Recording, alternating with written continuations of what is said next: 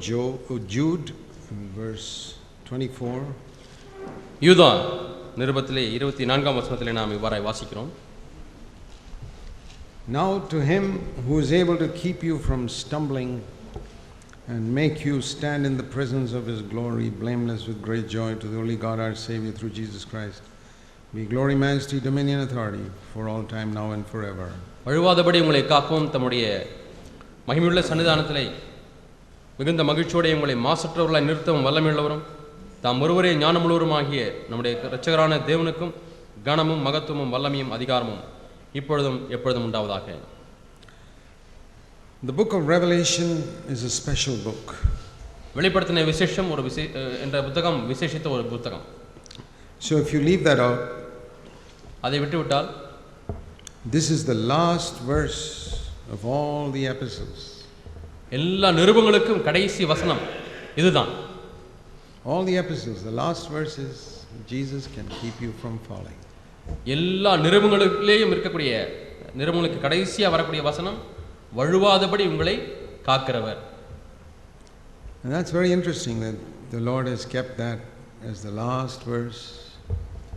கடைசி வசனமாக இந்த வார்த்தையை தேவன் வைத்திருப்பது சுவாரஸ்யமாக இருக்கிறது. Because he knows that however much the Bible says that sin cannot have dominion over you, believers will still think there is no possibility of victory over sin. பாவம் உங்களை மேற்கொள்ளாது என்று எவ்வளவுதான் வேதம் வலியுறுத்தி சொல்லியிருந்தாலும் வெற்றியுள்ள வாழ்க்கையில் தவறி விடுவோம், வழி விடுவோம் என்று தேவன் அறிந்திருக்கிறார். We are such unbelieving people that even if an angel came here and said sin shall not have dominion over you, you won't believe it. ஒரு தூதனே வந்து பாவம் உங்களை மேற்கொள்ளாது, உங்களை ஆளாது என்று சொன்னாலும் நாம் விசுவாசிக்க கூடாத அளவுக்கு அவிசுவாசியாக நாம் இருக்கிறோம். We believe the devil much more than we believe God's word. தேவனுடைய வார்த்தையை நம்புவதை காட்டிலும் அதிகமாக நாம் பிசாசுடைய வார்த்தையை நம்புகிறவர்களாக இருக்கிறோம். That's what happened from Adam and Eve's time. ஆதாம் ஏவாள் நாட்களிலிருந்து இவைகள் தான் நடைபெற்று கொண்டு வருகிறது. God, you remember the first word that Eve came to Eve with was this. Satan came to Eve. சாத்தான் முதல் வார்த்தைகளாக இவைகளை தான் கொண்டு வந்தான் என்று உங்களுக்கு தெரியுமா? Has God really said that? உண்மையாலுமே தேவன் இப்படி சொன்னதுண்டோ? Those are his first words. இவைகள் தான் பிசாசுடைய முதல் வார்த்தைகள். Has God really said that you can't eat from this tree? இந்த விருட்சத்தின் கனியை புசிக்க கூடாது என்று உண்மையாலுமே தேவன் சொன்னாரோ? And we can say that he has not changed his tactics in 6000 years. 6000 ஆண்டுகளாக சாத்தான் தன்னுடைய உத்தியை மாற்றவே இல்லை என்று நாம் சொல்லலாம். Look at the number of believers who doubt, even after they confess their sin, they doubt whether God has forgiven them. தங்களுடைய பாவங்களை அறிக்கை செய்த பிறகும் கூட பாவங்களை மன்னித்தாரா இல்லையா என்று சந்தேகத்தோடு இருக்கக்கூடிய விசுவாசிகளை எண்ணி பாருங்க. Has God really said that all your sins are forgiven? உன்னுடைய எல்லா பாவங்களும் மன்னிக்கப்பட முடியும் என்று தேவன் சொன்னாரா? What about that terrible sin you did 20 years ago? 20 ஆண்டுகள் முன்பாக நீ செய்த அந்த பயங்கரமான பாவத்தை குறித்து என்ன? Has he forgiven that also? அதையும் கூட அவர் மன்னித்து விட்டாரா? Is it really true that he says I will not remember your sins anymore? இனியும் உன்னுடைய பாவங்களை நினைவு கூற மாட்டேன், நினைவில் வைக்க மாட்டேன் என்று சொன்னது உண்மையாலுமே அது உண்மைதானா? Even that one terrible sin you did, has he really says I won't remember that? நீ செய்த அந்த ஒரு பெரிய பாவம் அதையும் கூட அவர் நினைவில் வைத்திருக்க மாட்டாரா? Do you think what you are suffering today is some punishment God is giving you now for what you did 20 years ago? இன்றைக்கு நீ கடந்து போகிற பாடுகள் 20 ஆண்டுக்கு முன்பாக நீ செய்த பாவங்களுக்குரிய தண்டனை என்று உனக்கு ஞாபகம் இல்லையா? நினைக்கவில்லையா? Things, and we believe it. நாம் அதை எல்லாம் நம்புகிறோம். And our life becomes miserable. நம்முடைய வாழ்க்கை பரிதாபமானதாக மாறுகிறது. I'm not throwing stones at you. நான் உங்களை மீது கல்லெறியவில்லை. I am not qualified to throw stones. நான் உங்கள் மீது கல்லெறிவதற்கு நான் தகுதி பெறவில்லை. Because ஏனென்றால் I myself used to believe the devil even after I became a believer. நான் விசுவாசியாய் மாறின பிறகும் கூட நான் பிசாசு சொல்லுகிறதை நம்பிக்கொண்டே இருந்தேன். And my life was miserable. என்னுடைய வாழ்க்கை பரிதாபமாக இருந்தது. I finished with that many years ago. அநேக ஆண்டுகள் முன்பாகவே அப்படிப்பட்ட வாழ்க்கை முடித்து விட்டேன். I'm not going to believe the devil anymore. இனிமேலும் நான் பிசாசு சொல்வதை நம்ப மாட்டேன். God is a loving father. தேவன் அன்பான ஒரு தகப்பன். He does not punish you for something you did long ago. எவ்வளவு நாட்கள் முன்பாக செய்த ஒரு காரியத்துக்காக அவர் தண்டிக்கிற தேவன் அல்ல. Supposing when my children are small, one day I suddenly call them and say I'm going to give you a spanking now. என்னுடைய பிள்ளைகள் சிறியவராக இருக்கும்போது ஒரு நான் கூப்பிடுகிறேன், கூப்பிட்டு இப்பொழுது நான் உன்னை அடிக்க போகிறேன் என்று சொல்கிறேன். He said, Dad, why are you spanking me? அப்பா என்னையே அடிக்கிறீர்கள்? I say, you remember 2 years ago you did something on such and such a date. நீ 2 வருஷத்துக்கு முன்னாடி இந்த மாதம் இந்த நாள்ல இந்த மணி நேரத்துல இதை செய்த அளவா ஞாபகம் இருக்கிறதா? அதுக்கு தான் இப்பொழுது அடி. Is there any father or mother like that? அப்படி ஏதாவது தகப்பன் தாயை பார்த்திருக்கிறீர்களா? But we believe God is like that. ஆனால் அப்படி தகப்பன் தாய் இல்லாவிட்டாலும் தேவன் அப்படி இருக்கிறார் என்று நாம் நம்புகிறோம். Am I suffering now because of something I did not 2 years ago, 20 years ago? 2 வருஷத்தை விட்டு விடுங்கள். 20 வருஷத்துக்கு முன்பாக செய்த காரியத்துக்காக இப்போது நான் கஷ்டப்பட்டு கொண்டிருக்கிறேன், தண்டிக்கப்படுகிறேன். We insult God left, right and center. நாம் இடது வலது புறமாக மத்தியிலேயும் தேவனை நாம் நிந்திக்கிறவர்களாக இருக்கிறோம். We almost like slap him on the face and say, you're not as good as an earthly father. பூமிக்குரிய தகப்பனை போல கூட நீர் இல்லை என்று சொல்லி ஆண்டவர் முகத்திலே அறைகிறவர்களாக இருக்கிறோம். I tell you, your earthly father would have given up on you long ago if you insulted him like that. பூமிக்குரிய அப்பாவை அப்படி நீங்கள் நிந்தித்திருப்பீர் என்று சொன்னால் என்றைக்கோ நம்பிக்கை இழந்திருப்பார். God is a good God. தேவன் நல்ல தேவன். Even though we insult him, he still comes after us. அவரை நாம் நிந்தித்திருந்தாலும் கூட மீண்டுமாய் நம் பின்னாகவே வருகிறார். I want to encourage you this year. இந்த வருஷம் உங்களை நான் உற்சாகப்படுத்த போகிறேன். Just simply believe the word of God. தேவனுடைய வார்த்தையை எளிமையாக இருக்கிறதை போலவே விசுவாசித்து விடுங்கள். It will change your life completely. End of this year you will be a different person. இந்த வருஷத்தின் முடிவிலே பார்க்கும் பொழுது நீங்கள் வித்தியாசமான ஒரு நபராய் மாறி விடுவீர்கள். Whatever God says. தேவன் என்ன சொல்லி இருந்தாலும் even if you can't understand it, அதை உங்களால் விளங்கிக் கொள்ள even if it முடியாவிட்டாலும் doesn't happen immediately, உடனடியாக நடைபெறாவிட்டாலும் say, Lord, if it's written here, I believe it. ஆண்டவரே இது எழுதப்பட்டிருந்தால் அதை நம்புகிறேன். I'll tell you my testimony after 50 years. 50 ஆண்டுகள் கழித்து என்னுடைய சாட்சியை நான் உங்களுக்கு I have சொல்கிறேன். never found a promise in this book that does not work. கிரியை செய்யாத நிறைவேறாத எந்த ஒரு வாக்குத்தத்தமும் இந்த வேதத்தில் இல்லை. It won't work if I don't fulfill the conditions. அதனுடைய நிபந்தனையை நான் நிறைவேற்றாவிட்டால் அது வேலை செய்யாது. Then it is correct. If I don't fulfill the conditions, I don't get it. அந்த நிபந்தனையை நான் நிறைவேற்றாத பட்சத்தில் எனக்கு அது கிடைக்காது. Even if you want to get into IIT, you have to write a written examination. இந்த உலகத்தில் ஐஐடி கல்லூரிக்கு நீங்கள் போக வேண்டும் என்று சொன்னாலும் கூட நீங்கள் அதை நுழைவுத் தேர்வு எழுத வேண்டும். There is a condition. அது ஒரு நிபந்தனை. You fulfill the condition, you get it. அந்த நிபந்தனை நிறைவேற்றினால் உள்ளே உங்களுக்கு சீட்டு So கிடைக்கும். same way here, there are conditions. அதே போல தான் இங்கேயும் கூட நிபந்தனைகள் உண்டு. God is not disturbed if we have an honest doubt about something. சில காரியங்களை குறித்து நேர்மையான சந்தேகங்கள் இருக்குமேயானால் அதை குறித்து தேவன் கலக்கம் அடைகிறவர் அல்ல. Go to God and say, Lord, I have a doubt about this. Can you please clear my doubt? ஆண்டவரே இந்த காரியத்தில் எனக்கு சந்தேகம் இருக்கிறது, என்னுடைய சந்தேகத்தை நிவர்த்தி செய்வீரா என்று தேவனிடத்தில் நேர்மையாக கேளுங்கள். If my children came to me and said, Dad, we got a little doubt about this. Can you clear this doubt? I won't get angry with them. என்னுடைய பிள்ளைகளிடத்தில் வந்து அப்பா எனக்கு இந்த காரியம் விளங்கவில்லை, எனக்கு சந்தேகமாக இருக்கிறது என்று கேட்டால் நான் அவர்களை பார்த்து கோபப்படுவதில்லை, அதை சரி செய்வேன். But we must have a testimony at the end of our life that we are a living proof that God's word is true. தேவனுடைய வார்த்தை மெய்யானது என்பதற்கு நாம் ஜீவனுள்ள சாட்சிகளாய் இருக்க வேண்டும். You know, Jesus demonstrated by his earthly life that the devil is a liar. பிசாசு பொய்யன் என்பதை இயேசு தம்முடைய பூமிக்குரிய வாழ்க்கையிலே அவர் விளங்க காண்பித்தார். And for myself, I have taken that as a challenge. அதையே நான் சவாலாக எடுத்திருக்கிறேன். I want to prove by my life that the devil is a liar. பிசாசு பொய்யன் என்பதை என்னுடைய வாழ்க்கையின் மூலமாக நிரூபிக்க வேண்டும். And that God is true. தேவனே மெய்யானவர், word is சத்தியபரர், அவருடைய வார்த்தை சத்தியம். Will you take that challenge? இந்த சவாலை நீங்கள் ஏற்றுக்கொள்வீர்களா? That God's word, every promise can be fulfilled. தேவனுடைய வார்த்தையிலே உள்ள ஒவ்வொரு வாக்குத்தத்தமும் என்னுடைய வாழ்க்கையில் நிறைவேற்றப்பட முடியும். And that every command of his can be done. அவருடைய ஒவ்வொரு கட்டளைகளுக்கும் நான் கீழ்ப்படிந்திருக்க முடியும். You know, let me, for example, a verse, he can keep you from falling. வழுவாதபடி நம்மை காக்கிறவர் என்கிற வாக்குத்தத்தம். It's not me, I can't keep myself from falling. நானாகவே நான் வழுவாதபடி என்னை காத்துக்கொள்ள முடியாது. But if I look to him, he can keep me from falling. ஆனால் அவரை பார்க்கும் பொழுது வழுவாதபடி என்னை காக்கிறவரை பார்க்கும் பொழுது நான் காக்கப்பட முடியும். Humanly speaking, impossible. மனுஷிக ரீதியாக பேசும்பொழுது அது கூடாத காரியமாக இருக்கிறது. I remember somebody telling me, Brother Zach, this sermon on the mount is very difficult to keep. சகோதரர் ஜாக் அவர்களே, மலை பிரசங்கமாய் கீழ்ப்படிவது மிகவும் கடினம் என்று அவர் சொன்னார். I said, it's not difficult. இது கடினம் அல்ல, It's impossible. அது கூடாத காரியம். As long as you think it's difficult, you'll try to keep it.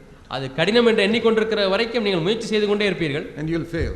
தோற்று விடுவீர்கள். One day you realize it is impossible. ஒரு நாளில் இது கூடாத காரியம் என்று உணர்கிறீர்கள். It's like telling people, it's like saying, Brother Zach, it's difficult to walk on the water. So Razak அவர்களே, தண்ணீரில் நடப்பது கஷ்டம் என்று சொல்வது போல. It's not difficult, it's impossible. அது கஷ்டம் இல்லை, அது கூடாது, முடியாது. But Peter walked on the water. ஆனால் பேதுரு தண்ணீரில் நடந்தார். Because Jesus walked on the water. ஏனென்றால் இயேசு தண்ணீரிலே நடந்தார். That is what gave Peter faith. இதுதான் பேதுருக்கு விசுவாசத்தை Lord, கொடுத்தது. if that is you, ஆண்டவரே நடந்தது நீரேயானால் tell me to come. நானும் வருகிறேன். That's what we must say. இதைத்தான் நாம் சொல்ல வேண்டும். Lord, if you lived like that on this earth, Tell me, I'll also walk like that. ஆண்டவரே நீர் இப்படி இந்த உலகத்திலே வாழ்ந்திருக்கிறீர் என்று சொன்னால் சொல்லுங்கள் ஆண்டவரே நானும் அப்படி வாழ்கிறேன். Let the other disciples sit in the boat. I'm not worried about them. I'm going to look at you. மற்ற சீஷர்கள் வேண்டுமானால் போட்ல உட்கார்ந்து கொண்டிருக்கட்டும், நான் அதை குறித்து கவலைப்படுவதில்லை, நான் தண்ணீரில் நடக்க போகிறேன். That's the type of faith that God honors. இப்படிப்பட்ட விசுவாசத்தை தான் தேவன் And கனப்படுத்துகிறார். if he had continued looking at Jesus instead of looking here and there, he would not have sunk also. இங்கேயும் அங்கேயும் பார்ப்பதற்கு பதிலாக இயேசுவை மட்டுமே பார்த்து கொண்டிருந்தால் அவர் முழுகி இருந்திருக்க மாட்டார். The impossible becomes true and fulfilled. கூடாத காரியம் என்பது மெய்யாகவும் சாத்தியமானதாகவும் நிறைவேற்றப்படக்கூடியதாக I have மாறுகிறது. read carefully through the Sermon on the Mount. நான் மலை பிரசங்கத்தை மிகவும் கவனமாய் வாசித்திருக்கிறேன். And I am convinced it is impossible. அது கூடாத காரியம் என்பதை நான் நம்பியிருக்கிறேன். Only the Lord can keep us from falling. தேவன் மட்டுமே வழுவாதபடி நம்மை காக்க So I முடியும். am not surprised this is the last promise in the epistles. ஆகவே நிருபங்களிலே வரக்கூடிய கடைசி வாக்குத்தத்தம் இதுவா He இருக்கிறபடியால் can எனக்கு keep you ஆச்சரியமில்லை. from falling. அவர் வழுவாதபடி உங்களை காக்கிறவர். And he can present you without any blame one day. மாசற்றவர்களாய் உங்களை அவருக்கு முன்பாக நிறுத்த அவர் வல்லமை உள்ளவர். See, he wants to present me அவர் என்னை absolutely blameless to the Father. மாசற்றவனாய் பிதாவுக்கு முன்பாக என்னை நிறுத்த அவர் வல்லவர். Now if I were to ask you, நான் உங்களை பார்த்து கேட்கிறேன், if the Lord comes, how many of you are going to stand blameless before him? தேவன் வரும்பொழுது எத்தனை பேர் அவருக்கு முன்பாக மாசற்றவர்களாய் நிற்க முடியும்? You say, I don't know. எனக்கு தெரியாது. I say, I know. எனக்கு தெரியும் என்று You நான் ask me, I'm going to be presented faultless before God. என்னை கேளுங்க, நான் சொல்லுகிறேன் தேவனுக்கு முன்பாக மாசற்றவனாய் நான் நிற்க போகிறேன். You say, you're very proud, Brother Jack. Jack அவர்களே இப்படி சொல்வதற்கு நீங்க ரொம்ப பெருமையா இருக்கீங்க. I'm not proud. நான் பெருமையாக இல்லை. I believe he is able to present me faultless. அவர் என்னை மாசற்றவனாய் நிறுத்த வல்லவர் என்று அவரை நம்புகிறேன். If I say that plane can take me up into the sky, am I proud? இந்த விமானத்திலே நான் ஏறினால் அது என்னை மேலே எடுத்து செல்லும் என்று சொன்னால் நான் பெருமையாய் சொல்கிறேனா? No, I'm not proud. I'm just saying the plane has got the ability to lift me up. நான் பெருமையாய் சொல்லவில்லை. அந்த விமானமானது என்னை தூக்குவதற்கு அதற்கு சாத்தியம் இருக்கிறது. I can trust a little thing like a plane and I can't trust that Jesus can present me faultless before God. சிறிய காரியமாக விமானத்தை நான் நம்புகிறேன், ஆனால் அதை காட்டிலும் சர்வ வல்லமுள்ளவர் அவர் என்னை மேலே எடுத்து செல்வார் என்பதற்கு எனக்கு நம்பிக்கை இல்லையா? You do not have because you do not ask. நீங்கள் கேட்காதபடினாலே பெற்றுக்கொள்ளாமல் இருக்கிறீர்கள். You ask and do not receive because you ask full of unbelief. நீங்கள் கேட்டும் பெற்றுக்கொள்ளாமல் இருக்கிறீர்கள் என்று சொன்னால் அவிசுவாசத்தினாலே கேட்கிறீர்கள். Or you try to accomplish it on your own what only Jesus can accomplish. இயேசு மட்டுமே சாதிக்கக்கூடிய காரியங்களை நீங்கள் சொந்த முயற்சியிலே சாதிக்க முயற்சிக்கிறீர்கள். So remember this, brothers and sisters. சகோதர சகோதரிகளை இதை ஞாபகத்தில் வைத்துக் கொள்ளுங்கள். There are many things that the Lord can do for us if we trust him. நாம் மட்டும் தேவனை நம்பிவிட்டால் अनेक காரியங்களை அவர் நமக்காக செய்ய முடியும். That's why it says without faith it is impossible to please God. விசுவாசம் இல்லாமல் தேவனிடத்திலே பிரியமாய் இருப்பது கூடாத காரியம் என்று அதனால் தான் See சொல்லப்பட்டிருக்கிறது. all this emphasis that charismatics and Pentecostals have about faith. விசுவாசத்தை குறித்து கரிஸ்மாட்டிக்காரர்களும் பெந்தகோஸ்தேக்காரர்களும் வைத்திருக்கக்கூடிய அபிப்பிராயம், Their emphasis on faith is right. விசுவாசத்திலே அவர்கள் கொண்டிருக்கிறதான முக்கியத்துவம் சரிதான். Where they are wrong is they are telling you to have faith for the wrong thing. எங்கே அவர்கள் தவறு செய்கிறார்கள் தெரியுமா? தவறானவற்றிற்காக விசுவாசம் கொள்ளுங்கள் என்று They சொல்கிறார்கள். are telling you to have faith for hair on the head and teeth that are pulled out, God will put it back and all that type of stuff. பல்லு ஆடி விழுகிறது என்று சொன்னால் அதை சரியாக ஆக்கி விடுவார், தலையிலே வழுக்கி விழுகிறது என்று சொன்னால் அங்கே முடி முளைக்க செய்வார் என்றெல்லாம் விசுவாசிகள் என்று சொல்கிறார்கள். I am willing to lose all my teeth if I can live in victory over sin. I'll tell you that. என்னுடைய பல்கள் எல்லாம் விழுந்து போனாலும் பரவாயில்லை, நான் பாவத்தின் மேல் வெற்றி வாழ்க்கை வாழ முடிந்தால் எனக்கு அது போதும். And even the little hair I have, I'm willing to lose it all if I can live in victory over sin. எனக்கு இருக்கக்கூடிய கொஞ்சம் நெஞ்சம் முடியும் விழுந்து விட்டாலும் பரவாயில்லை, பாவத்தின் மேல் வெற்றி வாழ்க்கை கிடைத்தால் அது எனக்கு போதும். So ask God for the more important things, not teeth and hair and all that. This is not important. தேவனிடத்திலே போய் பல்லையும் முடியும் கேட்க வேண்டாம், முக்கியமான காரியங்களை கேளுங்கள். Ask him for the most important things in life. வாழ்க்கையில முக்கியமான காரியங்கள் என்ன அதை கேளுங்கள். We are all so foolish, it's like children coming to parents. பிள்ளைகள் பெற்றோரிடத்திலே வருகிறார்கள். Small children play a game called marbles with each other. குண்டு விளையாடுவார், கோலி குண்டு. Supposing your child comes to you.